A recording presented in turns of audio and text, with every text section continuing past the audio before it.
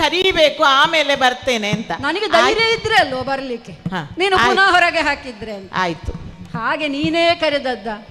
ಈಗ ಸ್ವಲ್ಪ ಧೈರ್ಯ ಆಯ್ತು. ಈಗ ಮುಖ ನೋಡುವಾಗ್ಲೂ ಈಗ ಸ್ವಲ್ಪ ಧೈರ್ಯ ಆಗ್ತಾ ಉಂಟು. ನಗನಗ್ತಾ ಮಾತಾಡ್ತಾ ಇದೆಯಲ್ಲ, ನಗು ಉಂಟಲ್ಲ, ಏನು ವಿಶೇಷ, ಏನು ಸಂಭ್ರಮ, ಮುಖದಲ್ಲಿ ನಗು ಕಾಣ್ತದಲ್ಲ. ನಗು ಇವತ್ತು ಸರಿ ಚಾರು ಹಾಸಿನಿ ಅಲ್ಲ, ಚಾರು ಹಾಸಿನಿ ಅಂತ ನಾನು ಅವತ್ತು ನಿನ್ನನ್ನು ಮೊದಲು ಕರೀತಾ ಇದ್ದೆ. ಆದ್ರೆ ಮೊನ್ನೆ ಬರುವಾಗ ಚಾರು ಹಾಸಿನಿ ಅಂತ ಹೇಗೆ ಕರೆಯುವುದು, ನಗುವೇ ಬರುವುದಿಲ್ಲ. ಈ ಸಂದರ್ಭದಲ್ಲಿ ಆ ಬಿರುದು ಈಗ ಗಟ್ಟಿ ಕರಿಬಹುದು ಚಾರು ಹಾಸಿನಿ. ಈಗ ನಿನ್ನ ನಗುವಿನಲ್ಲಿ ನಾನು ತೇಲಾಡಬಹುದು. ಹಾಗೆ ತೇಲಿಸುವ ಅಂತಲೇ ಈ ಸಲ ಕರೆದದ್ದು ನಾನು. ಸ್ವಾಮಿ, ನನ್ನಿಂದ ತಪ್ಪಾಗಿದೆ, ಪಶ್ಚಾತ್ತಾಪದಲ್ಲಿ ಬೆಂದು ಬಳಲಿದ್ದೇನೆ. ಓಹೋ ಹೋ ಹೋ, ಇದು ಯಾರು, ಇದು ಯಾರು? ನಾರದರು ಬಂದಿದ್ದಾರೆ. ಇಲ್ಲಿಗೆ ಬಂದದ ನಾರದರೆ? ವಂದಿಸಿಕೊಂಡಿದ್ದೇನೆ. ಏನು ವಿಶೇಷ? ನಾರದರ ಆಗಮನ ಆಗಿದೆ, ಬೇಕಾದ ರೀತಿಯೆಲ್ಲ ಸತ್ಕರಿಸಿ ಅವರಿಗೆ ಕೈ ಕಾಲಿಗೆಲ್ಲ ಕೊಟ್ಟಿದ್ದೇನೆ ನಾನು. ಎಲ್ಲ ಕೊಟ್ಟಿದ್ದಾಳಲ್ಲ? ಕೊಟ್ಟಿದ್ದೇನೆ. ನಾನು ಕೃಷ್ಣನನ್ನು ಕಾಣುವುದಕ್ಕಾಗಿ ಈ ಭಾಮಾನಿಲಯಕ್ಕೆ ಬಂದದ್ದು. ನಿಮಗೆ ಯಾಕೆ ಕೃಷ್ಣ ಕಾಣುತ್ತಾ ಇಲ್ಲ ಅಂತ ನಾನು ಪ್ರಶ್ನೆ ಮಾಡಿ ನೋಡು ಅವರಿಗೂ ಸರಿ ಗೊತ್ತುಂಟು ನಾನು ಇರುವುದು ನಿನ್ನ ಜೊತೆಗೆ ಅಂತ. ಅದೇ, ಆದ್ರೆ ಅವರು ಬರುವಾಗ ನೀವು ಇರ್ಲಿಲ್ಲ. ಮತ್ತೆ ಈಗ ನನಗೆ ಒಂದು ಪ್ರಾಯಶ್ಚಿತ ಮಾಡಿಕೊಳ್ಳಬೇಕು ಅಂತ ಆಗಿದೆ. ಪ್ರಾಯಶ್ಚಿತ? ಹೌದು, ಪಶ್ಚಾತ್ತಾಪ. ಹೌದಪ್ಪ, ಪಶ್ಚಾತ್ತಾಪದಲ್ಲಿ ಈಗ ಒಂದು ಪೂಜೆ ಮಾಡುವ ಅಂತ, ಒಂದು ವೃತ್ತ ಮಾಡುವ ಅಂತ ಒಂದು ಮನಸ್ಸು ಮಾಡಿದ್ದೇನೆ ಸ್ವಾಮಿ. ವ್ರತ? ಹಾ. ನೀನು? ಅದೇನು ನೀನು ಅಂತ? ಅಲ್ಲ, ಇಲ್ಲಿಯವರೆಗೆ ನನಗೆ ನೀನು ವ್ರತ ಮಾಡಿದ್ದೇ ಗೊತ್ತಿಲ್ಲ. ಅದೇ ಬಾಮೆ ಬದಲಾಗಿದ್ದಾಳೆ. ಒಳ್ಳೆ ಸೂಚನೆ ಇದು. ಬದಲಾವಣೆ ಬೇಕು. ಬದಲಾವಣೆ ಜಗದ ನಿಯಮ. ಹೌದು ಅಲ್ವಾ? ಹಾಗೆ ನಾನು ಯೋಚನೆ ಮಾಡುವಾಗ ನಾರದರು ಬಂದ್ರು. ಅವರು ಹೇಳಿದ್ದಲ್ಲ, ನನ್ನ ತಲೆಯಲ್ಲಿ ಯೋಚನೆ ಇತ್ತು, ಒಂದು ಪೂಜೆ ಮಾಡ್ತೇನೆ ಅಂತ. ಹೇಗೂ ಒಂದು ಮುನಿಗಳು, ಬ್ರಹ್ಮಜ್ಞಾನಿಗಳು ಬಂದಿರುವಾಗ ನೀವು ಇರಿ ಸ್ವಾಮಿ, ಪೂಜೆ ಆಗುವ ತನಕ ಇರಿ ಅಂತ ಹೇಳಿದೆ ನಾನು. ಮತ್ತೆ ನಿಮ್ ಪೂಜೆ ಮಾಡ್ಬೇಕಾದ್ರೆ ನೀವು ಬೇಕಲ್ಲ. ನನಗೆ ಪೂಜೆ ಮಾಡೋದ? ಅಲ್ಲ, ನಿಮಗೆ ಅಲ್ಲ, ಸತಿಪತಿಯರೊಂದಾಗಿ. ಓಹೋ, ನಾವೀಗ ಜೊತೆಯಲ್ಲಿ ಪೂಜೆ ಮಾಡೋದು. ಪೂಜೆ ಅಂತ ಹೇಳಿದ್ರೆ ಒಂದು ವಿಶೇಷವಾದಂತ ವ್ರತ. ವಿಶೇಷ?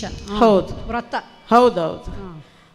ಈಗ ವ್ರತ ಅಂತ ಹೇಳಿದ್ರೆ ಹೆಚ್ಚು ಅನುಷ್ಠಾನಗಳೆಲ್ಲ ನನಗೆ ಆಗ್ಲಿಕ್ಕಿಲ್ಲ. ಅಲ್ಲ, ನೀವು ಏನು ಮಾಡಬೇಡಿ, ನಾ ಮಾಡ್ತಾ ಇರುವಾಗ ನನ್ನನ್ನು ಮುಟ್ಟಿಕೊಂಡಿದ್ರೆ ಆಯ್ತು.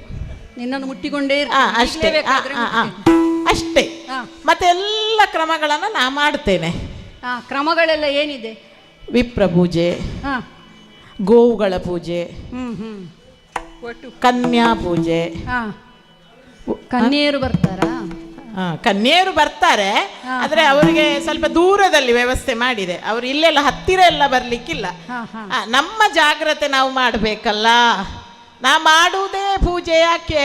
ಅಲ್ಲ, ನಾನೇನು ಆ ಕಡೆ ನೋಡುವುದಿಲ್ಲ. ನಮ್ಮವರಿಗೆ ಒಳ್ಳೇದಾಗ್ಲಿ ಅಂತ ನಾವು ಪೂಜೆ ಮಾಡುದು, ನಮ್ಮವರನ್ನು ಬಿಟ್ಟು ಕೊಡ್ಲಿಕ್ಕಲ್ಲ.